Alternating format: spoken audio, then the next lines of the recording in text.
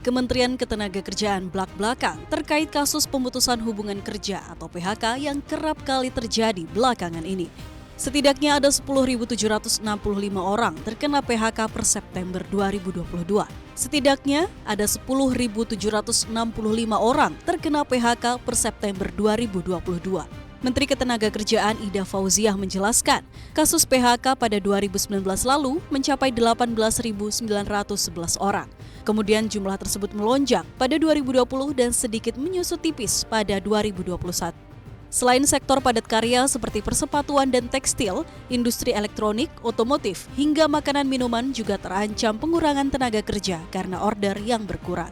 Ketua Advokasi Asosiasi Pengusaha Indonesia, Apindo Darwoto, memprediksikan ada penurunan permintaan pada sektor elektronik maupun otomotif sebesar 10% pada tahun 2023. Selain itu, sektor industri makanan dan minuman juga diprediksi bakal berkurang permintaannya pada 2023 mendatang. Hal ini berkaitan dengan rencana penetapan cukai minuman berpemanis. Menaker pun mewanti-wanti perusahaan untuk sigap dalam menghadapi ancaman gelombang PHK.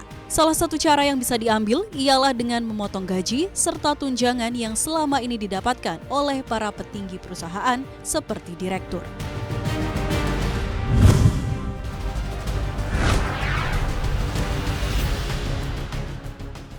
Kenaikan harga BBM subsidi dan maraknya pemutusan hubungan kerja di tanah air menyebabkan anjloknya pertumbuhan penjualan retail yang dicerminkan oleh Indeks Penjualan Real atau IPR pada September 2022.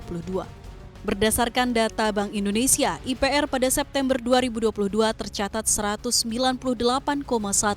Hal ini merupakan pertama kalinya IPR RI berada di bawah 200 sejak Oktober 2021 atau terendah dalam setahun terakhir. Dibandingkan periode yang sama tahun lalu, penjualan retail tumbuh 4,6% pada September 2022. Pertumbuhan tersebut jauh lebih rendah dibandingkan Agustus yang tercatat pada level 4,9%. Meski demikian, survei BI menunjukkan IPR akan tumbuh pada Oktober 2022 menjadi 204,3. Sebagai catatan, pada September kontraksi tertajam terjadi pada kelompok suku cadang dan aksesoris, yakni 12,5% secara bulanan. Kelompok makanan dan minuman terkoreksi 0,6%, kelompok sandang terkontraksi 8,3%, bahan bakar kendaraan terkoreksi 7,2%.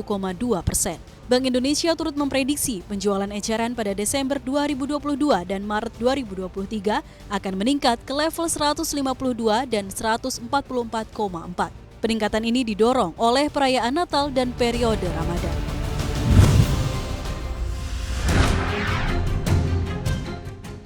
Menko Kemaritiman dan Investasi Luhut Binsar Panjaitan menyebut produksi baterai kendaraan listrik pertama di Indonesia ditargetkan paling lambat pada kuartal ketiga tahun 2024 mendatang. Rencana tersebut sedikit mundur dari target awal pemerintah, yakni kuartal kedua tahun depan. Luhut tidak merinci penyebab mundurnya target produksi baterai kendaraan listrik pertama. Namun Luhut memastikan akan membuka peluang kerjasama dengan siapapun untuk merealisasikan rencana tersebut. Untuk mendorong iklim industri hijau, pemerintah telah mengeluarkan Perpres nomor 55 tahun 2019 tentang percepatan program kendaraan bermotor listrik berbasis baterai. Selain itu, Presiden juga telah menginstruksikan penggunaan kendaraan bermotor listrik berbasis baterai yang tertuang dalam Inpres nomor 7 tahun 2022.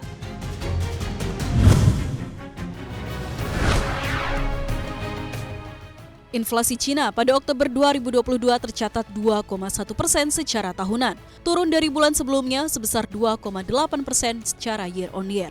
Berdasarkan data yang dirilis Biro Statistik Nasional Cina, inflasi itu menjadi yang terendah sejak Maret lalu dan berada di bawah ekspektasi para ekonom sebesar 2,4%. Inflasi makanan tercatat turun menjadi 7% dari sebelumnya 8,8% pada September 2022. Kendati harga daging babi masih tinggi. Selain itu, inflasi non-makanan melambat menjadi 1,1% di tengah kenaikan yang lebih kecil pada harga transportasi dan komunikasi yakni 3,1% year on year dan kesehatan 0,5% year on year. Adapun inflasi makanan tidak berubah sebesar 0,5% year on year. Sementara itu, biaya perumahan mencatatkan deflasi 0,2%. China telah menetapkan target inflasi di kisaran 3% untuk 2022 sama seperti pada 2021.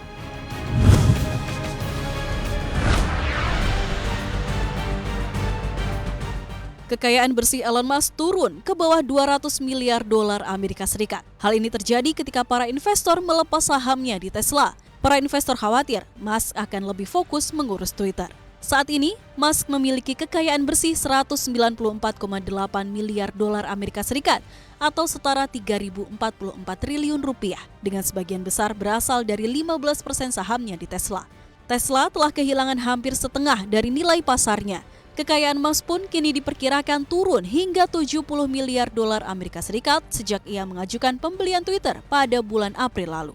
Para investor mulai berencana melepas sahamnya di Tesla ketika Musk menjual sahamnya di Tesla senilai 15 miliar dolar Amerika Serikat demi melunasi pembelian Twitter.